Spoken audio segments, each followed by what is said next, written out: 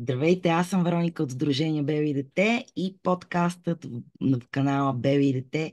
И за мен е огромно удоволствие днес да си говорим с Наталия Николова, психолог и фамилен терапевт, част от фундация всъщност и част от създателите на фундация всъщност, които организират най-различни семинари за личностно израстване.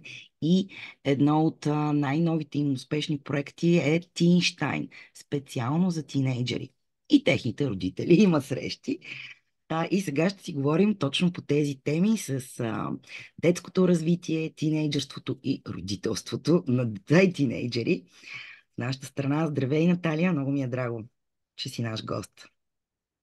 Здравей, Вероника, и на мен също благодаря за поканата и за възможността да си говорим за тези толкова важни теми, свързани с тинейджери, родители, които преживявам и като професионалист, и като човек в момента много активно. И като родител на тинейджър. Именно. И така, родителството. Една от най-нелеките задачи. А, Има там едно меме, наскоро гледах или разказ за как майката домакиня всъщност нищо не прави, нищо не работи, а всъщност, нали, тя от сутрин до вечер е заета с къщата, детето, с работата и така нататък. Така и родителството. Някакси помежду другото се налага да родителстваме, защото живота става много стресов, много икономически предизвикателен и много време се прекарват родителите в реално така, организирането на физическото оцеляване на семейството и, разбира се, финансовото подпомагане за това и на културно и психическо ниво да се развива цялото семейство, нали, да ходи там по разни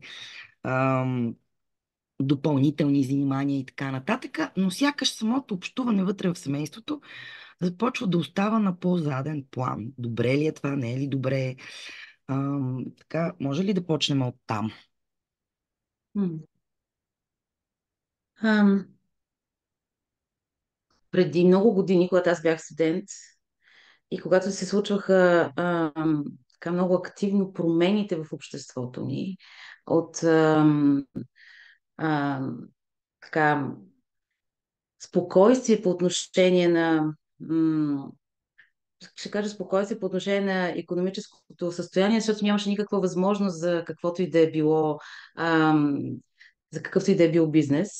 Ам, в тези години, в които всички хора се втурнаха наистина да опитват от възможността всъщност да могат наистина да реализират всичко, което имат в ума си, да печелят повече пари. Си спомням как един наш преподавател ни каза тогава, че е много любопитен как ли ще изглежда поколението, което в момента се отглежда от тези родители, които изведнъж започнаха да задоволяват изцяло и единствено материалните нужди на своите деца. И тогава аз бях на 20 години и въобще не можех да го разбера това нещо. Но и като фамилен терапевт напоследък много си мисля наистина за това по какъв начин и не смогваме ли ние като човешки същества наистина да се справяме с всички промени, които се случват, но да се справяме не само заради ам, актуалността на събитията, ами заради всички вярвания и модели, които си носим пък от миналото. И целият този конфликт, който се случва вътре в нас, от това, което сме виждали, от това, което ни се иска да бъдем и от това, което света изисква от нас, според мен създава една много голяма трудност наистина на всеки един човек, който в момента е родител. И от друга страна, към това като добавим, че никога не сме се учили как да бъдем, никой не ни е учил всъщност как да бъдем родители, освен от това, което сме гледали, наистина за родителите е изключително, изключително трудно. По отношение на комуникацията, затова и започнах с този пример, защото наистина времето, което остава за отношенията вътре в семейството са много, много, е много, много кратко. И колкото и да си говорим, че качеството е важно, понякога всъщност резултатите показват, че ние наистина не скласваме да поседим малко без да бързаме за нещо. Наскоро моят син ми каза: мамо, ти само искаш нещо от мен. И всъщност, не, че не съм го съзнавала, но така, когато го чуеш отстрани или от среща от детето си, всъщност наистина започваш да се замислиш много повече колко време вместо да искаш и да питаш какво да прави, направи ли това, направи ли другото, колко време остава за това всъщност да мога просто да поседя и да го погледам или да поседя и да направим нещо спокойно заедно, без в ума ми да се случват всички неща, които не съм свършила все още. Така че дали е добре, няма да кажа, но по-скоро всеки някак си може да започне да забелязва колко време може спокойно да остане с партньора си, с детето си. Понякога се шегуваме ние, но мисля, че това са по-скоро реалистични такива ам, факти, че средностатистическите семейства прекарват качествено време в деня 15 минути. Така че 15 минути всеки може да си даде отговор колко достатъчно време е. Да, наистина, не звучи много надеждаващо. В същото време, като че ли много важно стана и интелектуалното развитие на децата. Не, че и преди това не беше така водещо, но като че ли се превърнаха в едни фунии, на които само им се наливат едни знания и някакси къде остана обсъждането на обработването на информацията, защото нали, само наливането ам, и сякаш новото поколение точно с това се отличава, че все по-трудно смила информацията, все по-трудно чете с разбиране. Дори аз това го наблюдавам в момента. Имам седмокласничка, ти също. Колко им е трудно на децата да нали, едно от основните проблеми на моето дете е, че тя чете до някъде и после си го доизмисля. Нали, просто М. точно това виждам, че с информацията, докато като че ли ние наистина бяхме по-бавно, беше всичко по-спокойно. Аз в моето детство си спомням, че като че ли по-дълго време бях момиче, преди да стана младеж ли, не знам. По-дълго време ни се оставаше да бъдем просто деца. И тук като че ли има едно издърпване към интелектуалното, нали, от телесното към интелектуалното. А знаем, че първите 7 години сякаш е добре да се остави тялото да се развие, да поеме тази голяма глава. М, Какво може да направим, нали, почвайки от тази възраст и ще минем вече по-нагоре? Аха,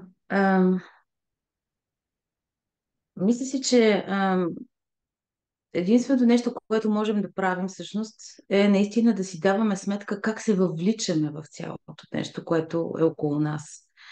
В цялата тая конкурентност и в цялото това мислене да не би детето ми да изостане и заради това аз после да не се чувствам достатъчно добър родител. И според мен това са някакси основните причини, поради които всеки един от нас се втурва да прави какво ли не, само и само нали, детето му да бъде, да не се различава или да бъде по-добро от другите. Знам, че това е най-трудният процес, да можем да си даваме сметка как ние участваме, с какво ние подкрепяме всичко случващо се, но няма друг път, според мен. И това и аз самата се стремя да правя. Просто всеки път, като усетя как се въвличам в тая конкурентност, просто да си кажа: чакай малко, поспри. Иначе съм абсолютно съгласна, че някак ам, всичко в живота на децата се случва по-бързо и съответно те самите порастват по-бързо, техните нужди и потребности стават по-различни много по-рано от това, което ние познаваме. Но пък едновременно с това, всеки път, когато почна да мисля по този начин, ще си казвам: явно устаряваш. щом като нали, започваш да използваш нали, това съпоставяне, нали, моето поколение, тяхното поколение, но фактите са си факти. М. Добре, но все пак какво наблюдаваш ти като терапевт и работещ нали, с съвременните деца, с най-новото поколение, така да се каже? Винаги има поколенческа гяп или как се казва, дупка. Да. Какво отличава е, така поколението на 2000-те години, сравнено с малко по-назад? Началото, нали, М. не на 2000-те. Защото сега сме вече 24 години от 2000-та година, нали, то това си мина времето. Сега вече има 24 годишни Четвърт век. младежи. Да, точно така. Четвърт век. Ами, едва ли ще кажа някакви нови неща, понеже много хора така наблюдават и говорят за разликите в поколенията, но това, което на мен най-силно ми прави впечатление, всъщност е отношението към авторитетите. Сякаш по-различно се отнасят към възрастните хора. Няма да кажа дали е по-добро или по-лошо, просто е различно. Някакъв авторитет има друго значение за тях. Дали защото Ам, те са, дали защото още като деца границите са били по различен начин поставени, дали защото всичко, което те поемат като информация от съвсем ранна възраст, повлиява, но със сигурност значението на авторитета, било родител, било учител, ам, е друго. По, по-самостоятелни са и едновременно с това са по-своенравни. По-трудно приемат думата на авторитетите, едновременно с това. И за мен това е така основното нещо, което забелязвам в младите хора. Разбира се, сега зависи за кои млади хора говорим. Дали говорим за тинейджерите или говорим за 20-24 годишните. Но ако говорим за малко по-порасналите младежи, съжалявам, там желанието на много ранна възраст да си постигнал много успехи също е много видима. И съответно, ам, така, самооценката, която се развива вследствие на това, дали на 24 години си много успешен, имаш собствен бизнес, обиколил си много държави, или какво то още ти хрумне, има огромно така влияние. Докато при по-малките, някакси това с авторитетите, като че ли за мен е най-същественото.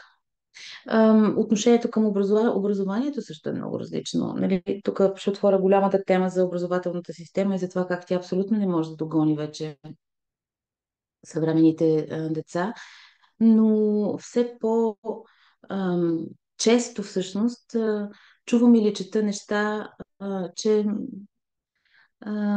седмокласниците, осмокласниците всъщност нямат нужда от училище. Те могат да получат цялата тази информация по много други начини, но не и да бъдат в училищна среда. И когато и училището не може да предложи адекватно другата функция, която то има, а именно качествените взаимоотношения или развиването на качествените взаимоотношения, тогава съвсем започва някакси да се обезмисля ролята на тази институция. Добре, но то като че ли е логично, защото някак си, почвайки от най-рана възраст, раждане се детето, първоначално то не може нито да говори, нито да ходи, нищо не може да прави само. Естествено е да вижда родителите си като едни божества, които всички такива неща могат да ги правят. И постепенно то, Мгм. нали, започва да израства това нещо, започва да стига до момента, в който вижда, че родителите му са просто хора и те грешат. И сякаш тази граница слезе по-надолу. По-рано започва да се вижда. Защо? Защото децата имат, както каза ти, Повече много информация, да. източници на информация. И вече нещо, което някога е можел да ти го каже само родителя, учителя или някоя хубава книга, всъщност вече те са бомбардирани от всички страни с тази информация едно. Второ, особено в България, но и не само, в чужбина се говори също изключително много за това, че образованието е не е усъвременено и сякаш не може да се намери м, точния подход, който да задоволи съвременните нужди на децата. Правят се доста експерименти в световен мащаб от доста години, но особено последните 20. Говори се за скандинавски модел и така нататък, нали, като един от най-успешните, където точно за това става въпрос, нали, там с децата играят едва ли не до 11 клас и първият им изпит е зрелостни изпит за влизане в университети. Почти няма домашни и така нататък. Или пък те сега минават и към модела на по проектово обучение, нали, т.е. Съвсем по различен начин да се поднася и то е hands-on experience, т.е. Учене чрез преживяване, а не толкова теоретизиране. Много се говори наистина по тези въпроси. М, И това е много плашещо с авторитета. Особено виждам бабите и дядовците колко се плашат.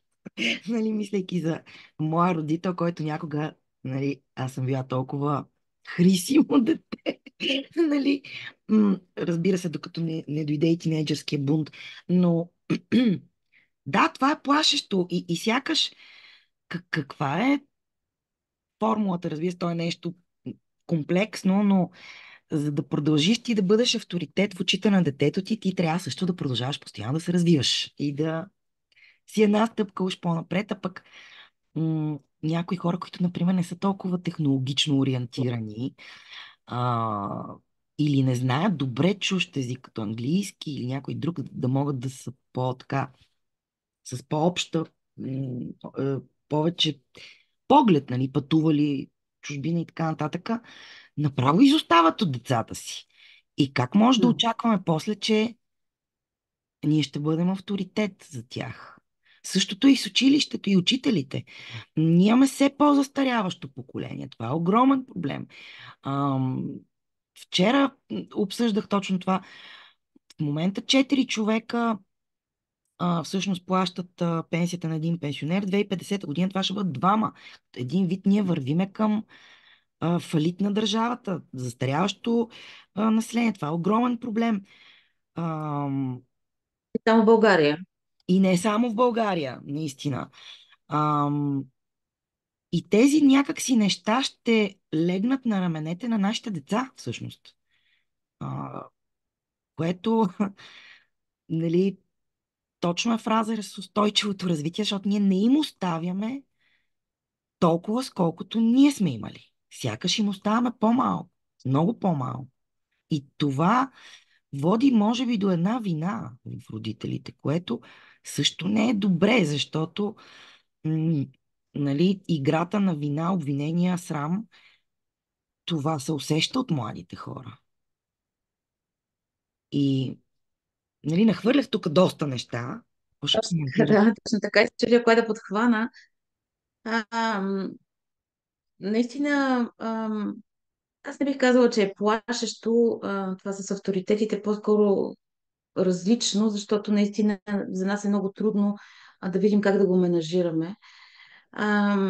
Някакси аз винаги имам спокойствието, че ам, детето вкъщи, когато поддържаме, т.е. сме имали много добра връзка и когато този бунт отмине, добрите взаимоотношения всъщност продължават.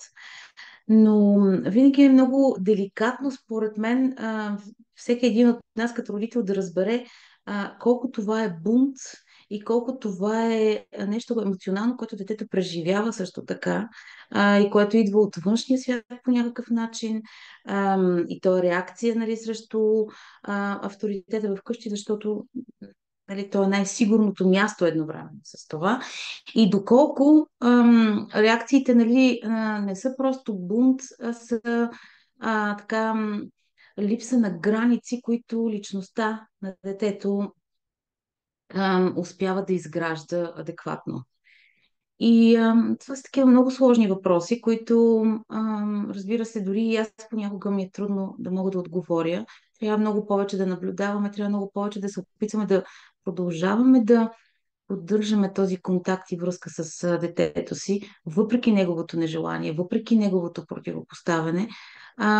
И само тогава всъщност си мисля, че родителски инстинкт и усет ще може да каже кога има нужда всъщност да се замислим по-сериозно, че тук не става въпрос просто за един бунт, а има нужда от малко повече подкрепа, било външна, било от страна на семейството, за да може наистина детето да усети, че има някой зад него, ако нали, тези прояви са свързани с нещо, което то преживява във външния свят.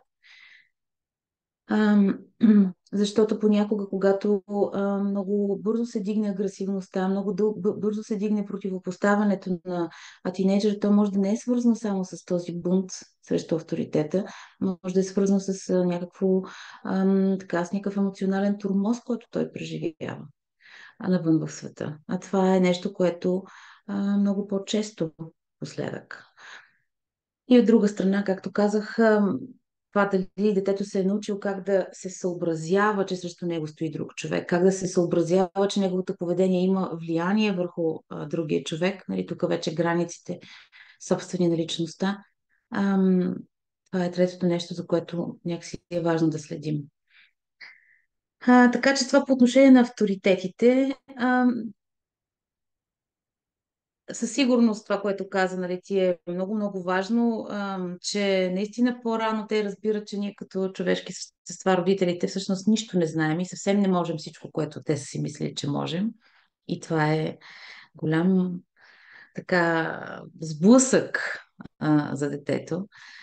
Ам, но не трябва да забравяме за всички други неща, нали, които сега споменах като възможности. Това, което обаче е много така и проблематично за мен е, от една страна ти казваш, че много хора нямат информация, но пък други хора имат твърде много информация. И всъщност това също става голям проблем, защото тревожността на родителите също е много по-висока и много по-голяма. Не само детето ми дали ще учи в някакво елитно училище, ами доколко детето ми всъщност се справя адекватно с изискванията на света. И съответно, вместо в този период, именно заради този огромен обем от информация, с която разполагаме, вместо в този период ние малко да можем да отдържаме себе си, да се отдръпваме и да даваме лично пространство на детето си, всъщност ние нахлуваме още повече заради собствената си тревожност. Така че, какво родителите още можем да правим е всъщност да можем да удържаме тази собствена тревожност и просто да не спираме обаче да забелязваме и да наблюдаваме какво се случва. И дали нашето успокоение и така даване на малко повече пространство на детето ни също не допринася то да се успокои. Защото понякога това също е причина, нали, то да е още по-противопоставящо се на родителите. Но по-емоционално нестабилни ли са днешните деца? Те самите някакси почват да използват в тинейджърството вече разни психологически Термини. термини, нали? Тук емоционално ме натоварваш или нали, някакви такива, които не очакваш да чуеш от толкова млад човек, нали? То вероятно няма и същинското разбиране отзад за тези думи, нали? Чуват, защото много се говори, но дали са по-емоционално нестабилни днешните деца? Ами, аз не мога да кажа, че статистически как е. Със сигурност знаят повече и повече обръщат внимание на това, което се случва във вътрешния им свят. Понеже много четат, много гледат, не четат, де много гледат. И непрекъснато чуват подобни понятия. Много често идват младежи и казват, искам да видя дали нямам ADHD или дали нямам ам, бордерлайн, дали не съм бордерлайн, просто боравят наистина с много сериозни, или не съм биполярен, боравят с много сериозна терминология и наистина, както казваш ти, много понякога не знаят всъщност какво точно означава това. Ам, Не знам дали са по-емоционално нестабилни от това, което ние сме били, но със сигурност са се научили да го изразяват повече, което не е лошо всъщност. Ето е много добре и показва, Да. че в крайна сметка ние започваме да развиваме нещо и доста се говори, започвайки от детето, емоционална грамотност и по-късно вече развиването на емоционална интелигентност. М. Виждаме, че това ще бъдат и професиите на бъдещето. Виждаме, че много от интелектуалните професии ще бъдат заместени, очевидно, или подпомогнати с изкуствен интелект, с машините. Ам, и може би това също допринася за тревожността на родителите, които не знаят след 10 години какво ще бъде актуално, кое ще бъде нужно на децата им, не знаят как да ги насочат. И в този ред на мисли, а, нали, говорейки за така, психолога, мястото му в обществото и в това емоционално развитие, емоционална интелигентност става все по-голяма. Дори в България стигмата започва полека-лека да се вдига, че не си луд, като ще ходиш на психолог. А, Почва да се прави разлика също между психолог и психиатър. А, но това ли е нещо, което родителите е добре, нали, ти това каза, да намалят тревожността, т.е. те трябва да работят над себе си. Това е един от начините. Винаги. Така. М.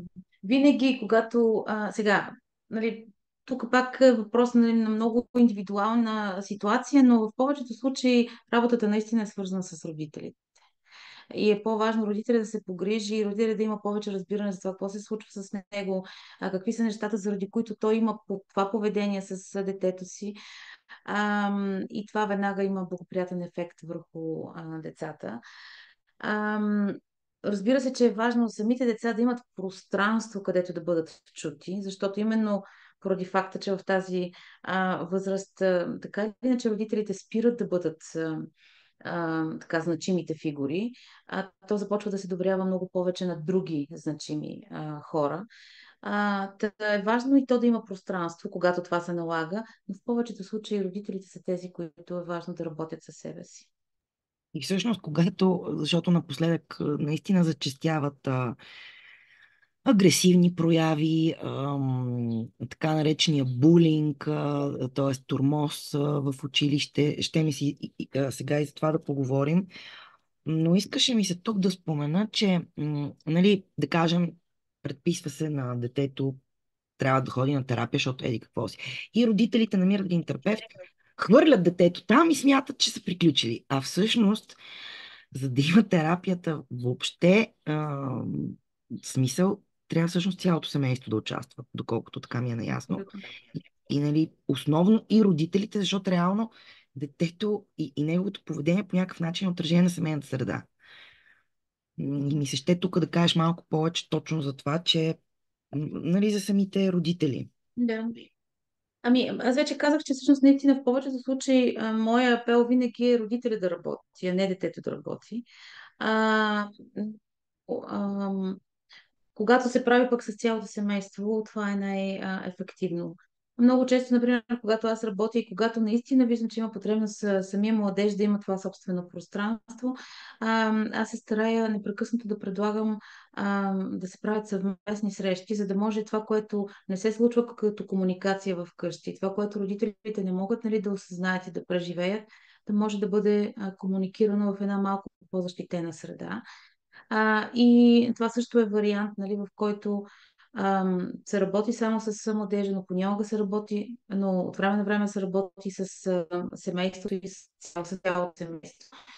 Или просто родителите работят, за да могат да се справят с собствените си демони, заради които не могат да родителстват по най-добрия начин.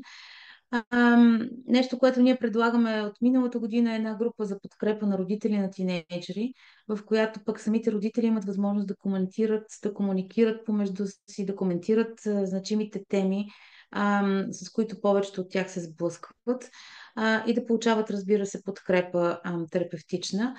Ам, и някак виждаме колко полезно е това от гледна точка, че първо виждаш, че не си сам във всичките тия лутаници, и във всичките тези търсения на отговора на въпроса добър родител, достатъчно добър родител ли съм. И от друга страна, както казах, обмяната на опит наистина им дава малко повече и ресурси, с които да могат да се справят в ежедневните ситуации най-вече. И темите са наистина много сходни. И винаги са свързани с това как се слагат границите, трябва ли въобще да има граници, ам, устройствата и младия човек, до каква степен родителя така, трябва да присъства в живота, училището и доколко ние като родители трябва да продължаваме да изискваме. И разбира се, вече индивидуалните лични теми, които идват от семейната динамика, която навсякъде е различна. Ти няколко пъти спомена поставяне на границите. И действително, докъде е изследването на света и къде трябва да се поставят границите? Да кажем, ако говорим за един тинейджър, който много разширява границите си и така има едно огромно желание за свобода, докъде трябва да го позволим това и къде трябва да поставим границите и как се променят границите с възрастта? Ами, значи основното правило, което, ако има въобще правила, е, че с порастването наистина родителят трябва да започне да ги разширява тези граници. Ам, Ако детето до 5-6 клас не се е грижило по никакъв начин, т.е. не е взимало никакво участие за това как да изглежда, с какво да бъде облечено, или какво да се храни, или пък как да си организира деня. Това ще бъдат най-първите неща, които родители ще трябва да започне да отпуска като намеса в живота на детето, за да може то да започне да чувства, че наистина пораства и че може да носи отговорност за собствения си живот. И сега давам просто тези най-простички примери, защото искам да кажа, че при различните семейства, докъде ще продължат да се разширяват тези граници, е въпрос на личните възможности на всеки един родител да ги удържа. Защото ако за един родител детето може да стои до късно навън, за друг родител това е абсолютно невъзможно той самия да го понесе. И затова всяко семейство всъщност ще реагира по различен начин, например, на тези граници. Дали детето ми ще ходи лакирано на училище или няма да ходи лакирано на училище, също е въпрос, нали, на ам, така, моята лична способност да понеса това, което детето ми иска да изявява и да изразява като самостоятелност. Дали ще си направи пирсинг на 14 или ще си направи на 17, това пак е въпрос, нали, на способностите на семейството да отпускат тези граници. И тук, нали, в нашата професия никога не можем да ам, кажем това не бива да се прави категорично, защото наистина е важно да изследваме причините, поради които нещо може да се случи или не може да се случи. Затова и аз няма да кажа кое е правилно и неправилно. Но правилното, ако пак кажа, че въобще съществува такова, е да започнат да се разширяват тези граници с темповете на семейството, с темповете такива, каквито семейството може да понесе. И тези граници да позволяват на младия човек все повече да разбира, че той наистина носи отговорност за себе си. Обаче, когато се проваля, и това е другото, нали, много съществено, когато той се проваля, ам, родителя не бива да реагира като така лошия възрастен, който ще каже, казах ли ти? Или да размаха пръст и да каже, знаех си, че така ще стане, а по-скоро трябва да реагира към детето, като към малкото 5-годишно дете, което е паднало и си е ожулило коляното. Защото в тази възраст те са едновременно възрастни и желаят да се държат като възрастни, но едновременно с това продължават да бъдат едни деца, които имат нужда от това да някой да ги прегърне и да ги успокои, че всичко е наред. И това е много същественото. И другото, което е много съществено, е когато ние имаме вътрешни противоречия за желанията на децата ни така да разширят собствените си граници, е много по-важно ние да поговорим и да разберем какво стои зад това желание, какво ще се случи защо е толкова важно, например, да си направи пирсинг точно сега, дали може да отложи, да чуе нашето мнение, за да могат те да започнат да разбират, че взаимоотношенията са диалог. И колкото повече те разбират, че този диалог е диалог между равни, толкова повече, според мен, може да се увеличи тая чуваемост между двете страни. Разбира се, тя не може да се случи просто сядаме сега и си говорим, защото много често те казват, не искам да говоря, не искам да те чувам, не искам да те слушам, но винаги можем да намерим момента, в който детето ни е малко по-благоразположено и да говорим за тези важни неща, преди да се предприемат действия. И този диалог е много по-работещи, отколкото просто да кажем не, няма да стане така. Което ние всъщност в много ситуации на безсилие правим. Да, но някакси се наблюдава все по-често като че ли и обратното. Никакво поставане на граници. Съгласна съм, съгласна съм, Това съгласна съм. не води до Но тревожност. това води и затова всъщност се променя и като че ли цялата динамика в обществото ни също.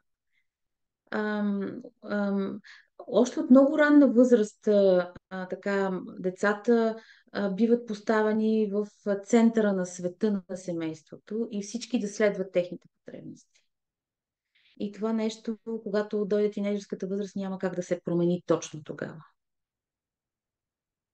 И за това е много важно да не изпускаме този момент в първите години, в които всъщност границите реално дават сигурност на детето. Защото детето почва да разбира, че има кой да се погрижи, има кой да стои зад него, нали? Това не е нещо лошо.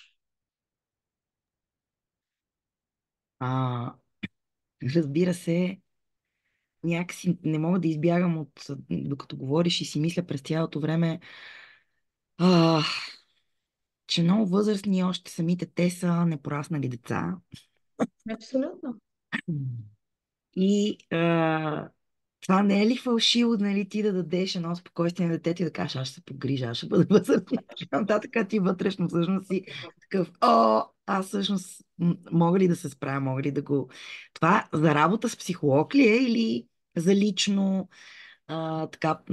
работа над самочувствието, над увереността? М. Ам, Всъщност, може би в отговор на въпроса ти ще кажа, че е много важно винаги да се стараем да реагираме като възрастни спрямо децата си. И ако не успяваме да реагираме като възрастни, тогава това е наистина важно да. Тогава е важно всъщност да потърсим подкрепа за себе си. Мгм. Защото вътрешната неувереност, извинявай се, защото вътрешната неувереност винаги присъства, но ако детето усеща родителя неуверен, това не му помага. И това всъщност е част и от реакцията на възрастните всъщност. Така че, Много често също се наблюдава в съвременното семейство това, което каза, нали, че детето е в центъра на семейството и така е твърде обгрижено, не му се дават никакви домашни задължения. И изведнъж в тинейджерството родителите решават, ти си вече голям, трябва да се включваш по-равно в задълженията ти в къщата. И то едно дете, което не е свикнало нито да чисти, нито да помага в някакво готвене или нещо друго, ам, дава голям отпор. Как може да подходим към, нали, ако изпуснали сме влака, да кажем, защото е масово. Аз масово го наблюдавам това. И един от най-големите конфликти в тинейджърските години е именно това. Мръсната стая на тинейджера. Поне твоята стая си оправи, нали? Но и това, че в един момент, и родителите почват и да поустаряват, така да се каже, в един момент почват да имат и нужда от помощ. М, нали, не могат да са примък от мък. Как да. да подходим, ако сме изпуснали този влак? Не сме почнали с тези неща, когато се трябвало. Ами ако сме го изпуснали, то влог трябва да си даваме сметка, че сме го изпуснали и не можем да им стоварим 1 милион неща да правят. И трябва да почнем от много малки неща. И просто да сме много последователни в това. Да изчакваме и да напомняме, че те имат едно задължение, което е свързано, да речем, с миялната машина, или пък с отсервирането, или пък с сгъването на собствените си дрехи, например, каквото и да е. И известно време просто да сме последователни в това едно единствено нещо. Ам, Вместо да сме разпиляни и да очакваме много неща, едновременно те да свършат, защото никой не иска да избяга от комфорта си. И съответно тинейджъра пък точно, когато всичко е хаос в него, нали? Това свързано с ред, с някаква подкрепа става още по-невъзможно. И всъщност израз на това и тяхната стая обикновено. Тяхната стая много често показва какво се случва във вътрешния им свят. Този хаос, който съществува. И по-скоро аз, когато си говоря с родители на тая тема, по-скоро ги насърчавам да насърчават младежа да има отношение към общите пространства, отколкото към собствената стая. Защото това е личното пространство, което може би е добре да остане по-неприкосновено. Разбира се, че трябва да напомняме. Разбира се, че е добре да казваме, че тази стая има нужда, нали, малко да се подреди. Разбира се, че трябва да предлагаме подкрепа. Искаш ли заедно да го направим? Искаш ли ти помогна в това? Докато те се научат. Но повече бих насочвала вниманието им върху общото пространство. Тук сме всички заедно и много ти се моля, когато другия път си станеш от телевизора, моля те да си отсервираш нещата от масата. Или важно е да си отсервираш, нали, защото молбата понякога не върши работа и има нужда да сме малко по-категорични, нали, не гневни, но малко по-категорични. Важно е да си отсервираш, защото тук всички се грижим а, за подредбата на тая стая или за чистотата на тая стая. И така, едно нещо, известно време, преди да вкараме друго нещо. Да, както е и всъщност и при по-малките деца. Или Абсолютно, да. там, Да, затова там казвам, че сме разширяваме, тук изпуснали. Да, не, затова така е, да, така е. Но затова казах, че трябва да си даме сметка, че сме изпуснали влака и да започнем по начина, по който е може да го направим по-рано. А не защото са големи, нали, да си мислим, че сега те изведнъж ще почнат да правят всичко, което не са правили междувременно. да, искам да върна малко назад темата относно насилието, защото това е много голяма тема и включително с насилието в интернет, също с очакванията от социалната роля, как ще се покажеш, нали, във връзка с това каква е истината. А този М. натиск е изключително огромен върху децата в днешно време, в тия социални медии. Нали, много се дъвче темата, но няма как да я изпуснем. Тя е много голяма тема. А, как може да разберем първо, че има такъв проблем?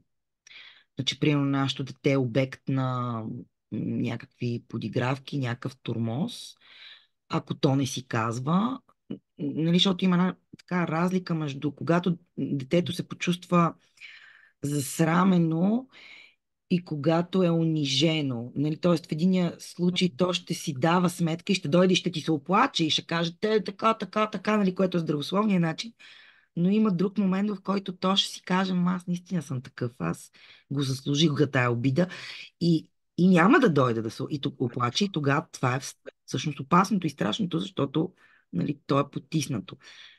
Как да разберем, нали, без да се вторачваме твърде много в децата си, как може да помогнем и да предотвратим, защото нашите деца също много бързо и лесно могат да станат насилници чрез анонимността на социалните медии.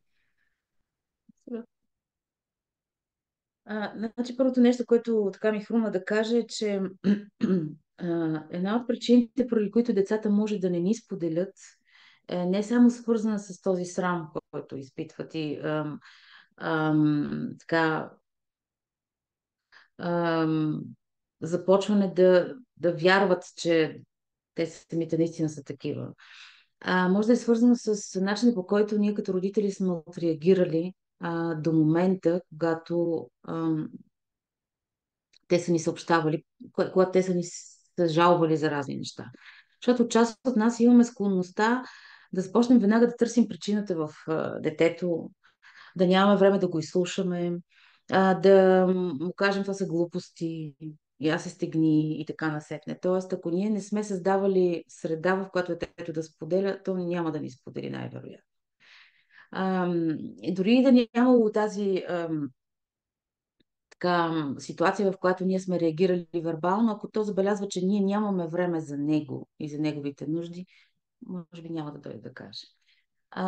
Само ще отворя една скоба, че всичките тези неща, които казвам, въобще нали, не са свързани с това да търсим вина в родителите през цялото време, нали, да ги обвиняваме не по никакъв начин. Просто ми се иска с всичко, което казваме, малко да осветляваме и да почваме да мислиме в тези посоки.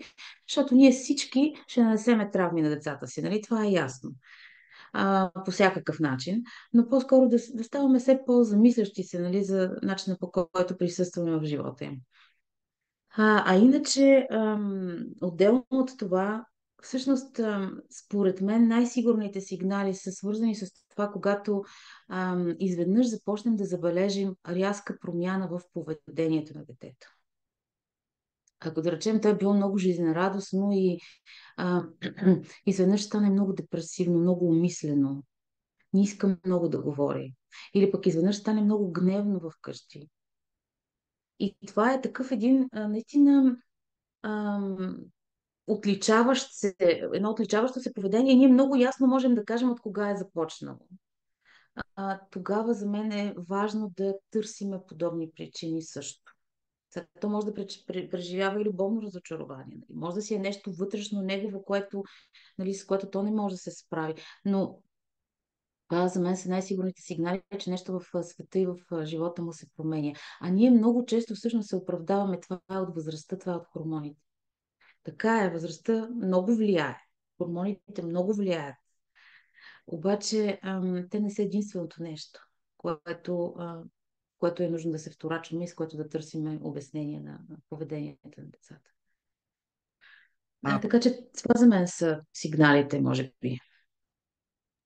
а в обратния случай, когато разберем, че нашето дете е насилник, какво правим? Ами, обикновено наистина нали, поведението на насилник. Да, извинявам се, Ай, трябваше да кажа, когато разберем, че нашето дете има поведение на насилник, защото сложих да, директно го етикет, да, точно така. което Да. не е добре. А, а, Обикновено това поведение то е провокирано от нещо.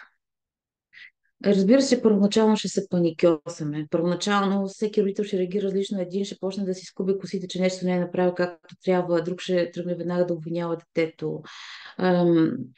Но всъщност, когато отмина тая първоначална емоция, всъщност трябва да започнем да се опитваме да водим разговори и да разберем всъщност какво се е случило, че той да реагира по този начин. И съответно да търсиме начини то да се справи с това емоционално напрежение.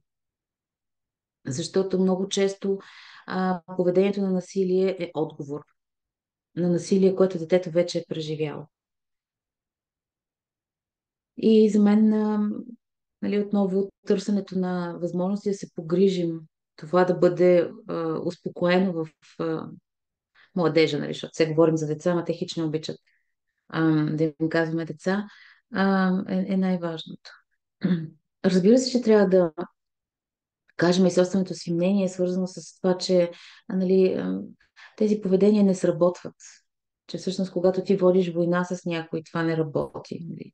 И така да използваме всичките си философски разсъждения по темата, но трябва да намерим и причината за това поведение. Той може да е насилник, защото да действа като насилник, защото му идва твърде много стреса в къщи. Може да действа като насилник, защото му идва твърде много стреса в училище. Но може и да е заради взаимоотношенията с връстниците. Може да е заради неща, които вътрешно преживява, като ниска самооценка. И така на се. Да. Ам, Сега ми се ще да обърнахме нещата и към другите възрастни, които стават важни в живота на нашето дете. И особено в тази тинейджърската възраст, до голяма степен учителите имат така значение в живота на детето, също и колко вдъхновяващи ще бъдат те, може би за бъдещата му професия или бъдещите интереси. Ам, Доколко ние трябва да подкрепяме като родители авторитета на учителя и доколко понякога праведната гневност на нашето дете към поведението на съответния авторитет, защото може не е само Да. учител, но защото, нали, ето с това и започнахме с теб и ти, нали, това спомена за авторитетите, че все по-трудно е на родителите, ама и на учителите им е все по-трудно, защото Точно така. някога тази професия беше, нали, ти благоговееш пред учителя си, нали, пред някои учители гък не смееш да кажеш. Ам, но всеки от нас е имал един учител, който го е вдъхновил по някакъв начин, както и някой, който си спомня, че е бил с недобро, нали, с някакви Най-какво. епитети. Да. Да. Докъде трябва да сме ние, нали, подкрепящи и поддържащи авторитета на учителите като родители, особено когато учителя реално е сгрешил и в нашите очи също. Ами, Просто се замислих дали като професионалист и като човек ще отговоря по различен начин, обаче всъщност не. Защото в крайна сметка нашата родителска роля е наистина по някакъв начин да споделяме с детето си собствените си възгледи за живота и собствените си възгледи за това какво ние разбираме за редно и нередно. И когато видим, че поведението на един учител не е окей, е много важно всъщност ние да изразиме своята позиция по отношение на това, дали всъщност ние сме съгласни, т.е. не съгласни, по-скоро дали за нас това е редно, което е направил този родител. Ама не за да успорим авторитета му, а за да можем да учим детето, нали, всъщност да започва да разбира света и поведенията човешки, и взаимоотношенията човешки, като нещо, за което трябва да се грижим. И всъщност много често, нали, сега аз понякога обяснявам на моя син, че понякога, нали, възрастният човек прави много неща от безсилие и се опитвам да му кажа и се опитвам да разбера всъщност какво вие нещо правите ли, за да може, за да се държи този човек по този начин. И когато а, разбера, че нещо се случва в класа, тогава, нали, си говорим за това повече. Ама не като укор, а по-скоро пак като диалог. Но когато всъщност нищо не се случва и този учител нали, се държи по начин, който наистина, ам, как да кажа, не подкрепя авторитета на децата и не уважава децата, нали, не уважава авторитета на децата, защото това се случва, за жалост, нерядко. Тогава всъщност аз съвсем искрено казвам, че за мен това, че аз това всъщност не го, ам, нали, не е добре това, което се е случило. И че всъщност е много важно ам, той да разбира, че такива поведения всъщност не носят, ам, не помагат за човешките взаимоотношения и че няма нужда от подобно поведение. М. Пак като по-скоро, нали, мнение, което изразявам по отношение на поведението на човек.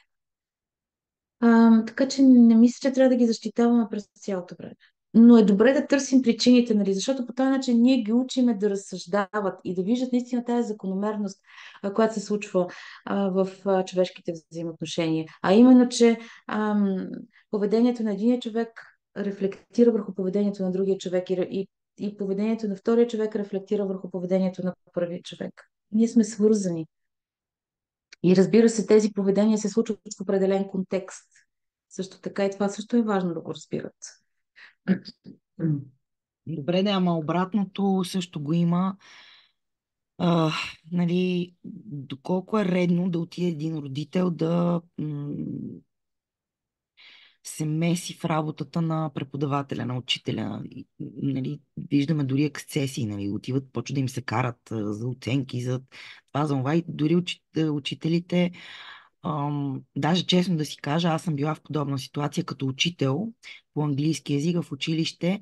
Спомням си, аз бях и много малка, бях на 20 и няколко години, но аз си спомням какво ме предупредиха учителите. Казаха ми, внимавай какво говориш, може да се случи някой да те нападне. Аз бях в шок, толкова дори се бях притеснила, че някакви техники си правих там пред тази родителска среща, просто бях направо се притеснила. Защото ти как да му кажеш на родителя, че детето му има някакъв проблем, и без да му го кажеш, колкото и да си мил, нали? Има родители, които много лично го приемат. Да. А, За жалост, доверието родител-учител е бих казала, то отсъства вече, то го няма. И всички прехвърляме отговорността на другия. Родителите прехвърляме отговорността на учителите, учителите прехвърлят отговорността на родителите за развитието на детето. В голяма част от случаите, нали, не генерализирам по никакъв начин. И именно заради липсата на това доверие помежду ни, а, м, много често се стига до подобни ситуации. Ние трябва да работим заедно. Всъщност, аз и трябва да имаме това разбиране, всъщност, че учителя подкрепя развитието на моето дете и учителя да има разбирането, че родителя подкрепя развитието на това дете и затова трябва да работим заедно, когато има ситуации. Ама много често се случва всъщност учителя да дисквалифицира по някакъв начин детето в училище или да напише гневно писмо на родителя и когато родителя никога не е комуникирал с този човек по друг повод, защото това е най-честия случай, нали, неговата реакция става защитна. И аз реагирам през призмата на защитата си, а не през призмата си на, нали, през емоцията реагирам, а не през здравия си разум, че всъщност аз трябва да мога да поговоря с този човек и да разбера всъщност, можем ли да направим нещо заедно, така че детето да се чувства малко по-комфортно. Но те нямат това разбиране. И това все по-често се случва. М, Целият клас, да речем, има много ниски оценки по даден предмет, но учителя рядко се замисля защо децата имат ниски оценки всички. Учителя смята, че децата не учат. И край. Никой не може да го премести от това негово убеждение. Това имам предвид под прехвърлянето на отговорността. Както ние правим, и те учителите не си мърдат в пръста, нали, да си променят малко стила на преподаване. Да, ако не му е интересно, то това е, защото учителя не го е направил интересно. Абсолютно, да, абсолютно. Но и това, което казваш ти, нали, всъщност ние нямаме комуникация помежду си. Никаква комуникация. Аз съм видяла учителите на моя син 3 пъти. Това е. И всъщност мен много ми харесва точно това, което казва Штайнер в тази връзка.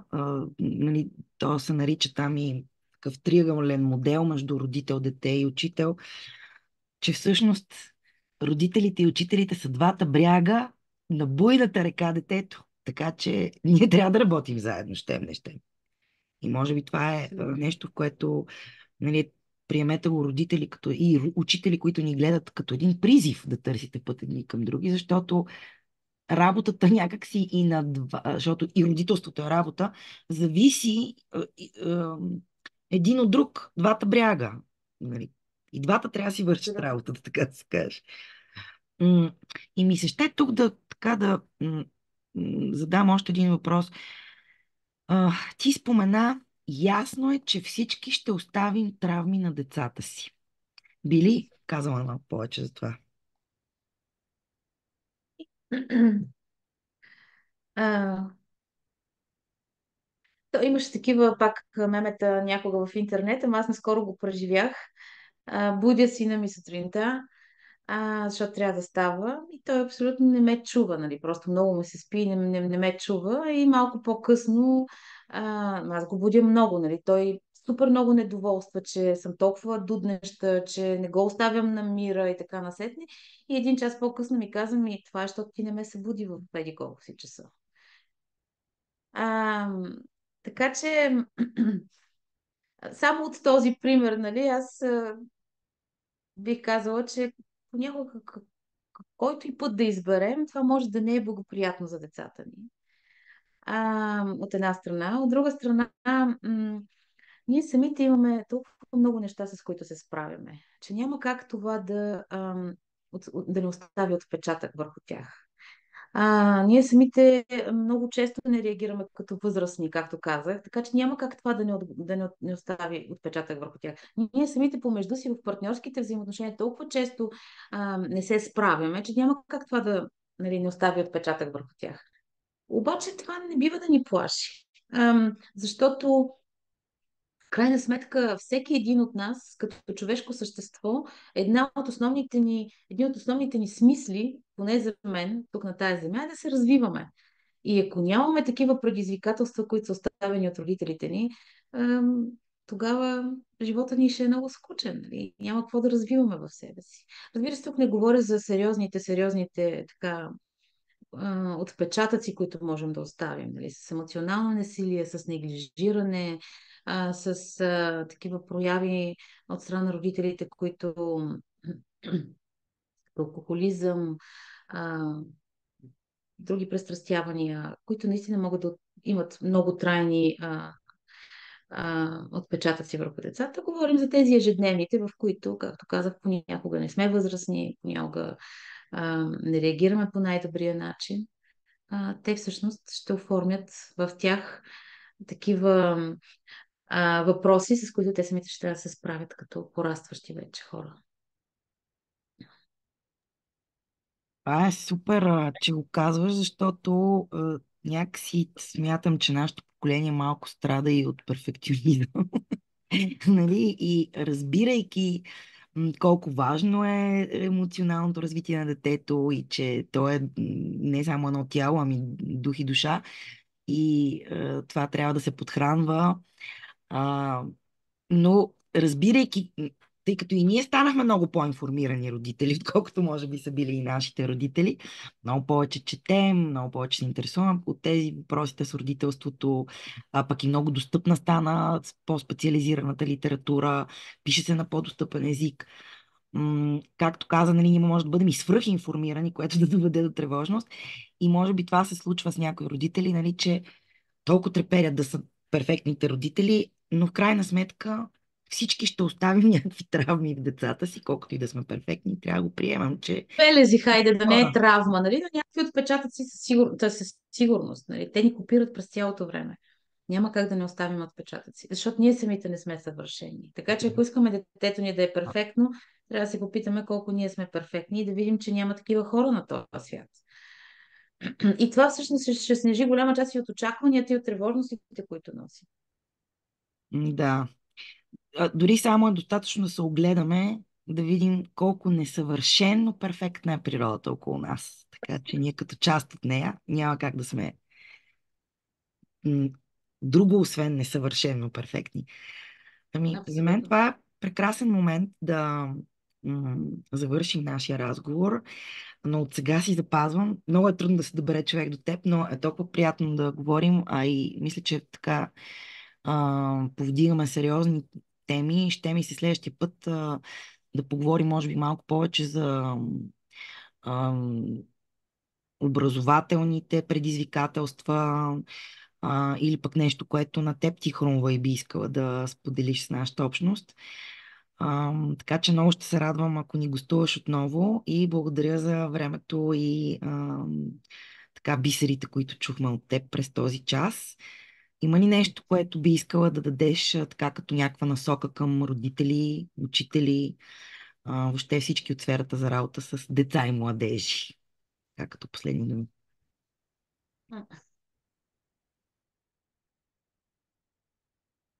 Ами не знам, за мен основното нещо е просто да не спираме да ги обичаме тия същества. И нали, дори да сме и много ядосани, да си даваме сметка, че след гнева отново идва любовта.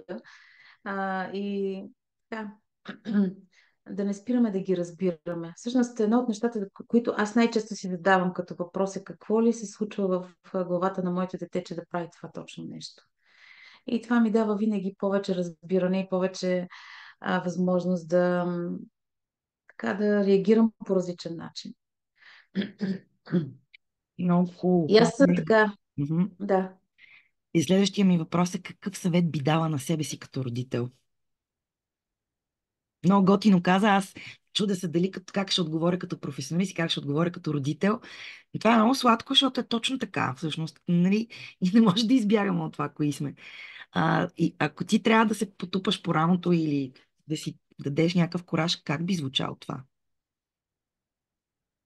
Ами, за мен най-голямото предизвикателство в момента е, може би, да се успокоя и да си кажа, че детето ми ще се справи и да вярвам повече в всичките ресурси, които носи, защото от време на време просто много ме е страх, че няма да се справи с живота, нали, не с нещо конкретно. Така че по-скоро бих си дала като съвет да вярвам повече в детето си и в неговите ресурси. Супер. Много хубаво послание, родители и учители. Вярвайте в ресурсите на децата. Ние сме тук да ги подкрепяме, да ги съпровождаме, не да им бъдем шефове или приятели задължително. А, така че повече любов и разбиране. И търпение. Благодаря ти за това Мерси гостуване. за поканата. Казах хубаво, нали, че бисери съм казвала. Сутрешните часове са време, в което, нали, все още се събуждам, така че бисерите може да са били достатъчно такива смешни и забавни, но наистина щипнахме само от много теми. И аз още един път искам да кажа, че когато боравим с думите за неща, които са невидими, просто е много важно да не ги вземем никога буквално, така че хората, които ни слушате, не взимайте всичко буквално, което чувате, просто го вземете като нещо, върху което малко да помислите, така малко да, аз много обичам да казвам, да помедитирате, т.е. да си го държите в ума и да виждате какво ви хрумва, само като си сте го чули това нещо, а не да ги приемаме като чиста монета и чиста истина всичките тези думи. Точно така. Надяваме се, че сме ви стимулирали с нови идеи и така теми, които да можете да мислите и да обсъждате с други родители. Не сте сами. И ако имате нужда от подкрепа, Наталия ще оставя нейните контакти под това видео. Също така можете да получите семейна подкрепа, цялото семейство, вашия тинейджър, вие самите.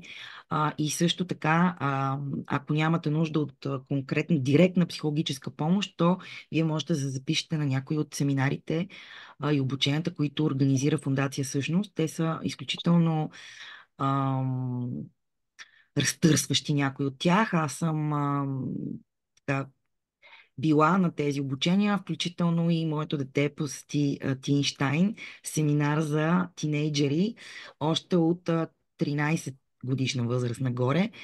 Така че родители, не чакайте нещата да излезнат извън контрол или да се чувствате неуверени. Има начин да си помогнете на себе си, на семейство, на децата и не е срамно да се информираме, да търсим и да си признаваме, когато имаме проблеми и да ги решаваме крачка, не да чакаме да се натрупат нещата и да така изпаднем в трудни и тежки ситуации.